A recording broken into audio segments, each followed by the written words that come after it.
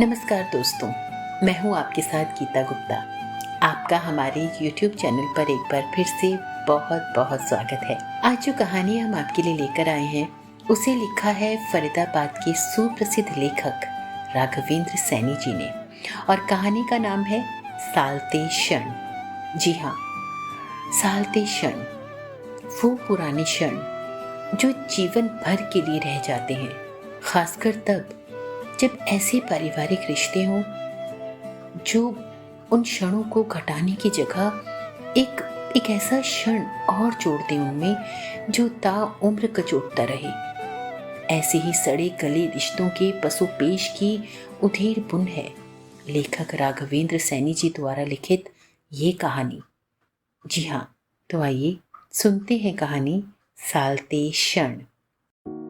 5 वर्षों के निर्वासन के बाद मैं फिर यहाँ आया हूँ। सोचा था यहाँ कभी नहीं आऊंगा, लेकिन प्राचीन सालते क्षणों को नए परिवेश में देखने का मोह मैं नहीं त्याग पाया था। जीवन के हर निर्वासित क्षण में भी इस मोह की स्मृति मेरे मन के भीतर बनी रही थी और मैं इसी के उतार चढ़ाव संग घटता बढ़ता रहा था। फिर भी आज तक मैं ये ना जान पाया कि ये मोह क्यों और किसके प्रति है। हाँ, एक नन्ही सी अनुभूति मेरे मन के भीतर अवश्य है जो मुझे बार बार यहाँ आने के लिए बाध्य करती रही है। ये अनुभूति माँ के प्रति भी हो सकती है और अमृतसर की इस धरती के प्रति भी, जिस मिट्टी में लोट पोट कर मैं बड़ा हुआ। इसे लेकर मैं कभी एक मन नहीं हो पाया था। यदि हो भी पाता तो भी मुझे बार बार यहाँ आना पड़ता। बस से मैं बड़ी बदहवासी में उतरा। बदहवासी यहाँ आने की कि वे क्षण जिनके लिए मैं यहाँ आया हूँ अपने परिवेश में यदि ज्यों के त्यों हुए तो जो निरर्थकता मन के भीतर आएगी उसका सामना कैसे कर पाऊंगा। बाद में हाथ में पकड़े ब्रीफकेस में सहेज कर रखी नोटों की गड्डी से मुझे बल मिलता है। थोड़ी देर के लिए मैं इस एहसास से मुक्त हो जाता हूँ कि अब मैं माँ का निखट्टू पुत्र नहीं हूँ। निखट्टू मेरा उपनाम है। इसके साथ ही मुझे याद हो आते हैं मेरे दूसरे उपनाम भी। सीधा और भोला होने के वश में रखा गया भलोल उपनाम, सदा नाक बहती रहने के वश रखा दो मुही उपनाम। इन उपनामों से बार बार चिढ़ाने से मेरा जो रुदन निकलता तो माँ से लेकर छोटे भाई तक को गली में लड़ती कौशल्या की आवाज का आभास होता था। नवी में मेरे कौशल्या उपनाम की बड़ी चर्चा थी। मेरे मन में ये प्रश्न उस समय भी था और आज भी है कि अगर मैं भलोल हूं या मेरी नाक बहती है तो इसमें मैं कहाँ दोषी हूं। और ये भी कि मेरी दुर्दशा करने वाले मेरे अपने कहाँ हुए। अब सोचता हूं मेरा इनके साथ केवल रोटी कपड़े तक का संबंध रहा है। वो भी इस घर में पैदा हुआ हूं, शायद इसलिए। मुझे पता ही नहीं चला कि कब संगम सिनेमा से गुजरकर पिंगल बाड़े तक पहुंच गया था मैं। पिंगल बाड़े से मुड़ने पर पहले तहसील आती है। छुट्टी के रोज भी यहाँ भीड़ रहती है, जमघट लगा रहता है। मुकदमे ही मुकदमे अपनों पर, जमीनों के लिए, कत्लों के मुकदमे, तार तार होते रिश्ते, बेहिसाब दुश्मनी, कोई अंत नहीं। मैं जल्दी से आगे बढ़ जाता हूँ। आगे ये क्रिकेट ग्राउंड आता है जिस पर मैं बचपन में अपने साथियों के संग क्रिकेट खेला करता था।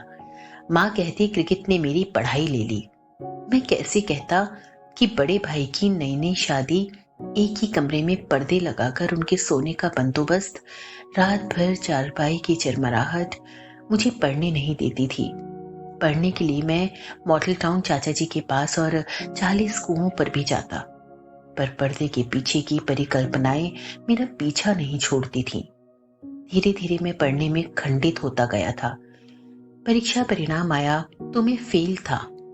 पढ़ने के लिए जब फिर दाखिला भरा तो बड़े भाई का मत बड़ा साफ था। तुम्हें अब की बार याद रखना होगा, व्यक्ति कारखाने में पैसा तब लगाता है जब उसे लाभ दिखाई दे। विटंबना देखें, जब यही बात राजू भाई ने इन्हें कही थी तो सबके समझाने और मनाने पर भी पढ़ाई छोड़ दी थी। राजू भाई केवल यही चाहते थे कि कुक्कू का चक्कर छोड़कर अपनी पढ़ाई पर ध्यान दें। आज वही शब्द कहने से वे बिल्कुल नहीं हिचकिचाए थे। राजू भाई ठीक कहते थे, जिस बात का विरोध आज हम अपनी जान देकर करते हैं, कोई समय आता है कि हम परिस्थितियों द्वारा इतने असहाय होते हैं कि उसी बात को बिना शर्त स्वीकार कर लेते हैं। उस समय उनकी ये बात समझ में नहीं आई थी मुझे, लेकिन आज समझ में आती है। मैंने भी पढ़ाई छोड़ दी थी, इसलिए नहीं कि मुझे उनकी बात समझ में आ गई थी, बल्कि इसलिए कि बड़े भाई के शब्द मुझसे सहन नहीं हुए थे। बड़े भाई को भी शायद राजू भाई के यही शब्द सहन नहीं हुए होंगे। हम दोनों एक दूसरे की बात सहन कर लेते तो शायद हालात दूसरे होते। देखता हूँ क्रिकेट ग्राउंड भी अभी वहां नहीं है। सोचा था जब मैं वहां पहुंचूंगा तो बच्चे पहले की तरह खेलते मिलेंगे। उनको खेलते देख मैं अपने बचपन के दिनों को याद कर लूंगा। वहां एक सुंदर बंगला हुआ करता था, और भी कई सुंदर बंगले बन गए थे। मैं किसी को कुछ कह नहीं सकता था। बच्चों के उल्लास तो आए दिन खत्म किए जाते हैं। बड़े भारी मन से मैं अपनी गली की ओर बढ़ा। गली के मोड़ तक आते आते मेरे पांव ढीले पड़ गए। आगे बढ़ने की इच्छा नहीं हुई। गली के लोग मुझे निखट्टू नाम से जानते हैं। मुझे देखते ही आग की तरह ये खबर फैल जाएगी। ना जाने समय के कौन से क्षणों में मेरा नाम निखट्टू पड़ा। इस नाम से पीछा छुड़ाने के लिए मैंने मोटर मैकेनिकी, कुलीगिरी, रिक्शा चलाने से लेकर होटल में बर्तन मांजने तक के काम किए, पर इस निखट्टू नाम से पीछा नहीं छूटा। चाहे तन के सुंदर कपड़े और नोटों से भरा ब्रीफकेस मुझे एहसास दिलाता है कि अब मैं माँ का निखट्टू पुत्र नहीं रहा हूँ। जानता हूँ मैं मन की हीन भावना से छला गया हूँ। यही भावना मुझे बल देती है। गली में झांक कर देखता हूँ कि जिस बात की अपेक्षा थी वैसा कुछ नहीं था। गली में मुझे कोई दिखाई नहीं दिया था। सब कुछ बदल गया था। महाजनों का घर और बड़ा हो गया था। पहले हौजरी की एक मशीन हुआ करती थी, अब बहुत सी मशीनें लग गई हैं। गली भी पक्की हो गई है। मनसों की भैंसों के कारण जहां गंदगी फैली रहती थी, मुझे गली में कहीं भैंस दिखाई नहीं दी थी। घर के समीप पहुंचा तो मैं चकरा गया। हमारा घर कहाँ गया? उसकी जगह खूबसूरत 2 मंजिला मकान खड़ा था। मैंने इधर उधर देखा कि कोई पहचान वाला मिले तो पूछूं कि दिनेश साहनी का घर यही है। एकाएक ऊपर लिखे साहनी विला पर मेरी नजर पड़ी। दरवाजे पर एक और बड़े भाई के नाम की तख्ती भी दिखाई दे गई। भाई के नाम के नीचे लगी घंटी बजाने पर किसी अनजान महिला ने दरवाजा खोला। वो कपड़ों से नौकरानी लग रही थी। मुझे देखकर शायद वो ये पूछती कि आपको किससे मिलना है, कि इतने में कौन है, कहती हुई माँ दरवाजे तक चली आई। मुझे देखकर आश्चर्य के भाव उनके चेहरे पर आए, फिर सामान्य हो गई। मुख से निखट्टू निकलते निकलते रह गया, पर निकला नहीं। माँ को देखकर नौकरानी सी लगने वाली महिला भीतर चली गई। माँ ने दरवाजा पूरा खोल दिया। मैं उसको प्रणाम करने के बाद बड़े अनमने भाव से भीतर चला आया। कदम रखते ही आंखें चुंधिया गईं। पूरे कमरे में ईरानी कालीन, एक और बड़ी सी डाइनिंग टेबल, दरवाजे के पास चमकदार फ्रिज, एक तरफ सोफा व बेड, गद्देदार कुर्सियां और टीवी के पीछे वाली दीवार पर मोतियों से बनाई गई एक औरत की आकृति फ्रेम की गई थी। मैं आगे नहीं बढ़ पाया। ना ही माँ ने मुझसे बढ़ने के लिए कहा, बैठने के लिए भी नहीं कहा। मैंने महसूस किया कि मुझे बैठाने से ज्यादा उसको ये बताने की चिंता है कि सारा सामान जिसे देखकर मैं हैरान हूँ, कहाँ से और कैसे आया है। माँ बोली, ये सारा सामान दिनेश ने फॉरेन से मंगवाया है। ये ईरानी कालीन अभी पिछले महीने ही आया है। टीवी और फ्रिज बहुत पहले आ गया था। पूरे 10 लाख रुपए लगे हैं। मैंने महसूस किया मेरे ब्रीफकेस में पड़ी रकम एकदम छोटी है। जो रकम माँ ने बताई उससे दोगुनी छोटी। इन 5 वर्षों में जो क्षण मुझे सालते रहे हैं वे और बड़े हो गए हैं। जाने कहां से पीड़ा की एक तीखी अनुभूति भीतर से उठी और भीतर तक चीरती चली गई। पीड़ा इसलिए कि निखट्टू उपनाम से मुक्ति पाने की जो इच्छा लेकर मैं यहाँ आया था वो जाती रही। बैठक और ड्योढ़ी मिलाकर ड्राइंग रूम में इतना कीमती चीजें हैं, तो भीतर के कमरों में जाने क्या क्या देखने को मिले। माँ ने बताया, अपनी पत्नी के सारे गहने बेचकर जिस होटल में तुम बर्तन मांजते थे ना, उसी होटल को खरीद लिया था। ये उसी की करामात है कि हमें कोई कमी नहीं है। ऐसे कहा जैसे अब भी मैं उसी होटल में बर्तन मांजता हूँ। गांव की जमीन उसने छेड़ी तक नहीं। कहता था जिसमें सब हिस्सेदार हो उसमें वो कुछ नहीं करेगा। माँ को भय हुआ कि कहीं मैं होटल में अपने हिस्से का दावा ना करने लगूं, इसलिए साफ बात कहना ठीक समझी। मैं कहने को हुआ कि इस मकान में भी तो मेरा हिस्सा है, पर चुप रहा। बाद में माँ ने महसूस किया कि उन्होंने मुझे बैठने को नहीं कहा। बूट उतारकर सोफे पर बैठ जाओ। ये सुनकर मैं संकुचित हो उठा कि उसका अपना बेटा अपने भाई की ईरानी कालीन पर बूट पहनकर बैठ भी नहीं सकता। कालीन पर तो बूट पहनकर ही बैठा जाता है ना।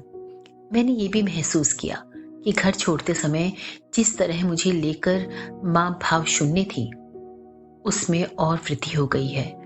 ना मैं बैठा और ना ही मैंने बूट उतारे। कहा, चलूंगा माँ।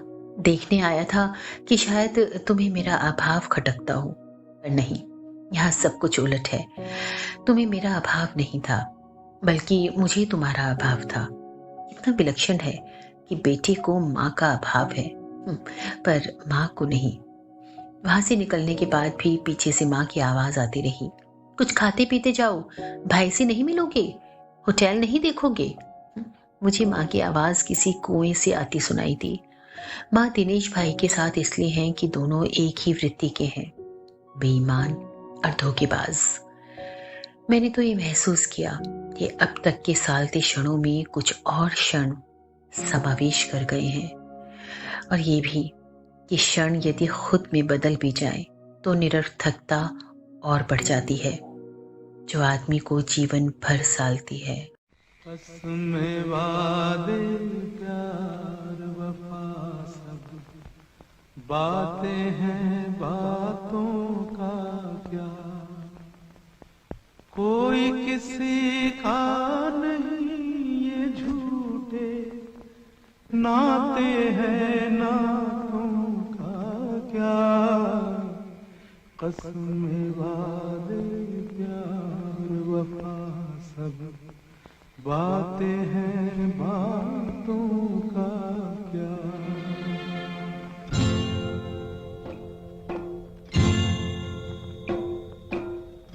कसमें वादे प्यार वफा सब बातें हैं, बातों का क्या। कसमें वादे प्यार वफा सब बातें हैं, बातों का क्या कोई किसी का नहीं, ये झूठे नाते हैं, नातों का क्या। कसमें वादे प्यार वफा सब बातें हैं, बातों का क्या।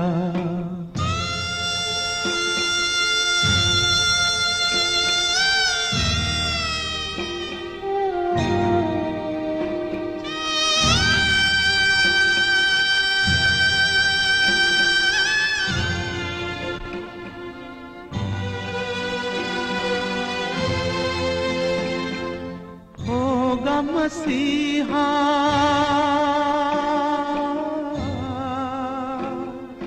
होगा, मसीहा सामने तेरे, फिर भी न तू बच पाएगा। तेरा अपना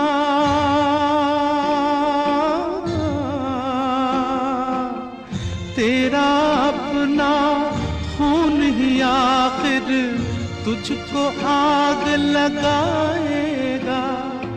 आसमान पे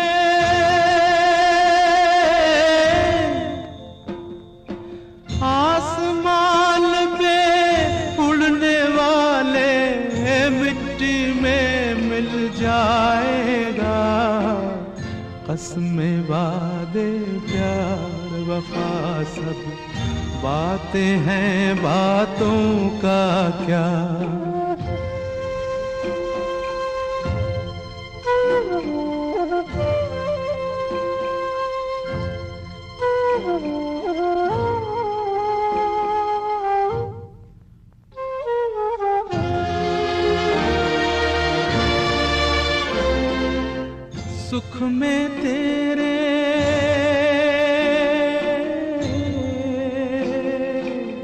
सुख में तेरे साथ चलेंगे, दुख में सब मुख मोड़ेंगे।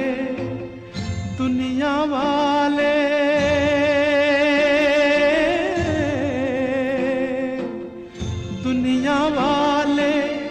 तेरे बनकर तेरा ही दिल तोड़ेंगे।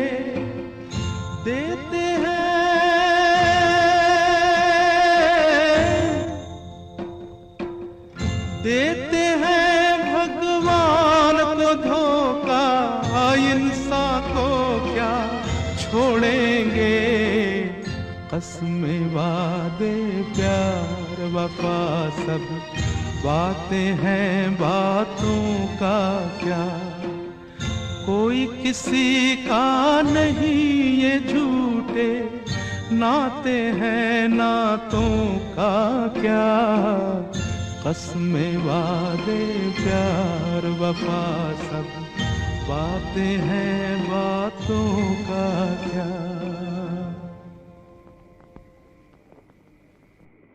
काम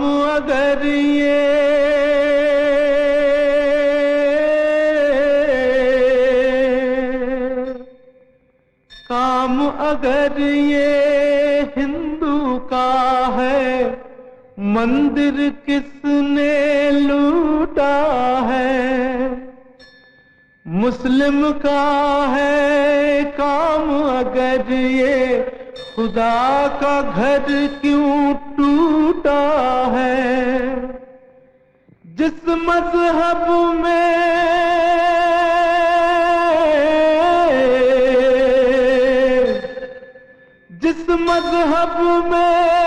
जायज है ये, वो मजहब तो झूठा है। कसमें वादे प्यार वफा सब बातें हैं, बातों का क्या। कोई किसी का नहीं ये झूठे नाते हैं, नातों का क्या।